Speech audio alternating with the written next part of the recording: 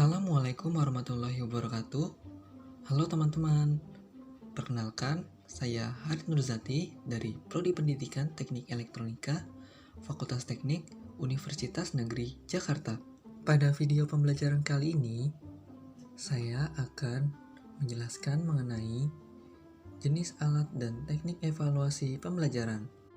Kalau begitu, yuk langsung simak saja bagaimana penjelasannya. 1. Tes. Tes adalah suatu alat pengumpul data yang bersifat resmi karena penuh dengan batasan-batasan.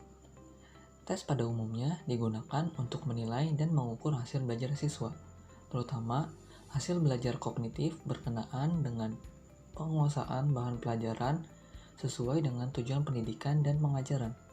Namun, tes juga dapat digunakan untuk menilai hasil belajar bidang afektif dan psikomotoris. Berdasarkan bentuknya, tes dibagi menjadi 3, yaitu tes lisan.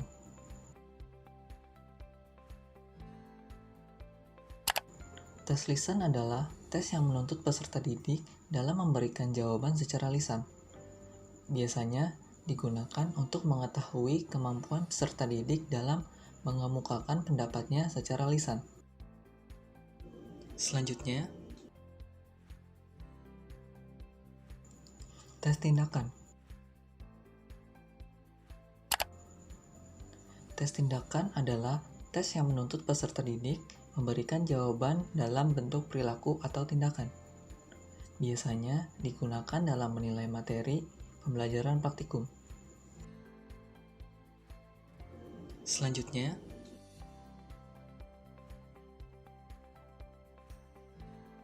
tes tulisan. Tes tulisan.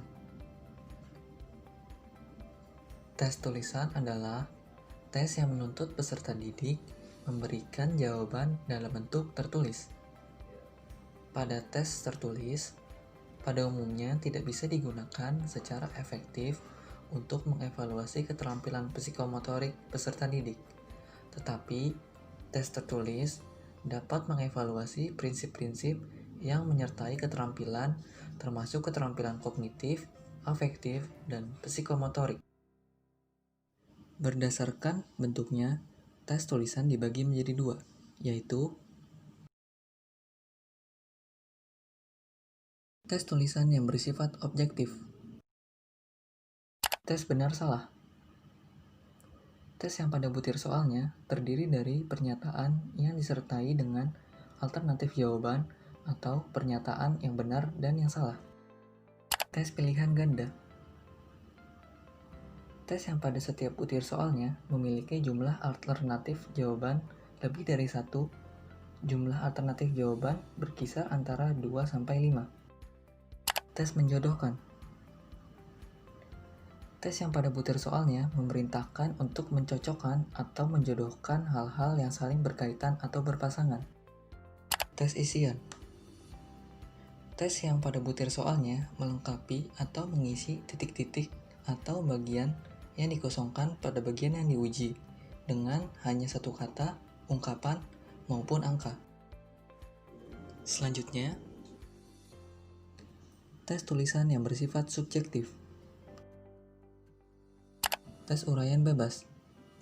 Dalam tes uraian bebas, jawaban siswa tidak dibatasi, bergantung pada pandangan siswa itu sendiri, karena pertanyaannya bersifat umum. Tes uraian terbatas. Dalam tes uraian terbatas, jawaban siswa dibatasi, bergantung pada pertanyaan yang diminta, karena pertanyaan telah diarahkan kepada objek tertentu atau ada pembatasan tertentu. 2. Non-tes.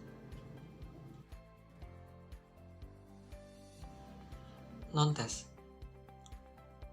Teknik non-tes merupakan salah satu teknik evaluasi pembelajaran yang tujuannya untuk menilai atau mengevaluasi pembelajaran yang akan, sedang, atau telah dilaksanakan.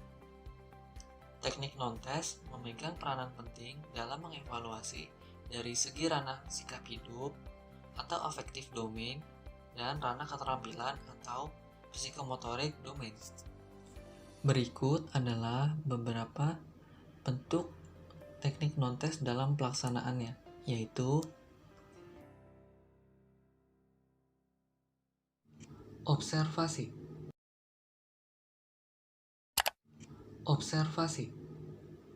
Observasi atau pengamatan merupakan teknik untuk merekam data atau keterangan atau informasi tentang diri seseorang yang dilakukan secara langsung atau tidak langsung terhadap kegiatan-kegiatan yang sedang berlangsung, sehingga diperoleh data tingkah laku, perkataan, dan perbuatannya.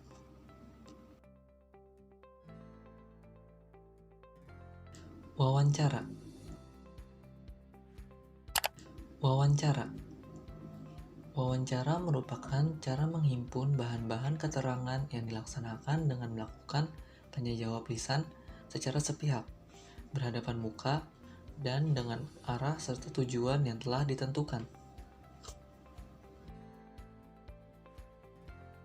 Rating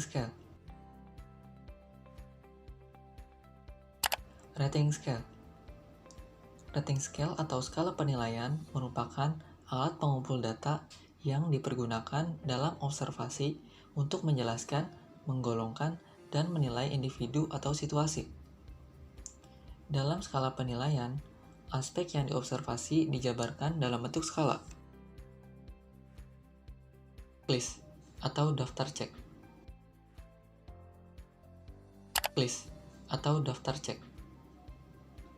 Daftar cek adalah suatu daftar pernyataan yang memuat aspek-aspek yang mungkin terdapat dalam suatu situasi, tingkah laku, atau kegiatan individu yang sedang diamati. Semua aspek yang akan diobservasi dijabarkan dalam suatu daftar sehingga pada waktu observasi, observer atau pengamat tinggal membubuhkan tanda cek terhadap ada atau tidak adanya aspek-aspek yang menjadi pusat perhatian bagi diri individu atau kejadian yang diobservasi. Syarat dan petunjuk dalam menyusun alat evaluasi pembelajaran. Berikut adalah beberapa syarat dan petunjuk yang perlu diperhatikan dalam menyusun alat evaluasi pembelajaran, yaitu 1. Menetapkan terlebih dahulu aspek-aspek apa saja yang akan dinilai, sehingga dapat menentukan jenis alat evaluasi pembelajaran apa saja yang sesuai untuk penilaian aspek tersebut, dan perihal apa saja yang akan dinilai dari aspek tersebut. 2. Menetapkan alat evaluasi pembelajaran yang valid dan reliable. Artinya, taraf ketepatan dan ketetapan tes sesuai dengan aspek yang akan dinilai. 3. Penilaian harus objektif. Artinya, menilai kemampuan responden secara jujur dan apa adanya, tanpa melakukan manipulasi pada penilaian yang dilakukan. 4. Hasil penilaian harus diolah dengan teliti, sehingga mendapatkan jawaban dari responden yang dapat diolah berdasarkan kriteria yang berlaku. 5. Alat evaluasi yang dibuat hendaknya mengandung unsur diagnosis. Artinya, alat evaluasi digunakan sebagai sarana dalam mengintrospeksi kelemahan peserta didik dan pendidik. Hal yang harus diperhatikan pengajar dalam melaksanakan penilaian. Berikut adalah beberapa hal yang perlu diperhatikan dalam melaksanakan penilaian, yaitu 1. Penilaian harus dilakukan secara berlanjut. Artinya, penilaian tidak hanya diadakan sekali saja, tetapi diadakan secara bertahap dan berkesinambungan agar dapat memperoleh hasil yang objektif mengenai kemajuan kemampuan peserta didik. 2. Dalam proses belajar mengajar, penilaian harus dilaksanakan dalam 3 tahap, yaitu pertama, pretest. Pretest dilaksanakan untuk mengevaluasi kemampuan awal peserta didik. Kedua, midtest. Midtest dilaksanakan untuk mengevaluasi kemampuan peserta didik. Ketiga, posttest. Posttest dilaksanakan untuk mengevaluasi kemampuan akhir peserta didik. 3. Penilaian bukan hanya dilaksanakan pada saat proses belajar mengajar berlangsung saja, tetapi juga dilaksanakan di luar proses belajar mengajar, khususnya penilaian pada aspek sikap. 4. Jika ingin memperoleh hasil yang objektif, lebih baik menggunakan jenis alat evaluasi pembelajaran tes dibandingkan dengan jenis alat evaluasi pembelajaran non-tes.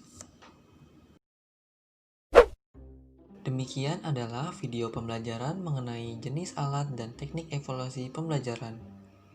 Jadi, dapat disimpulkan bahwa dalam menyusun evaluasi pembelajaran, hendaknya kita mengetahui jenis dan teknik apa saja yang cocok untuk digunakan dalam evaluasi pembelajaran yang kita buat. Dan jangan lupa untuk like dan komen video pembelajaran ini jika video ini bermanfaat. Mohon maaf jika ada salah penyampaian kata. Wassalamualaikum warahmatullahi wabarakatuh.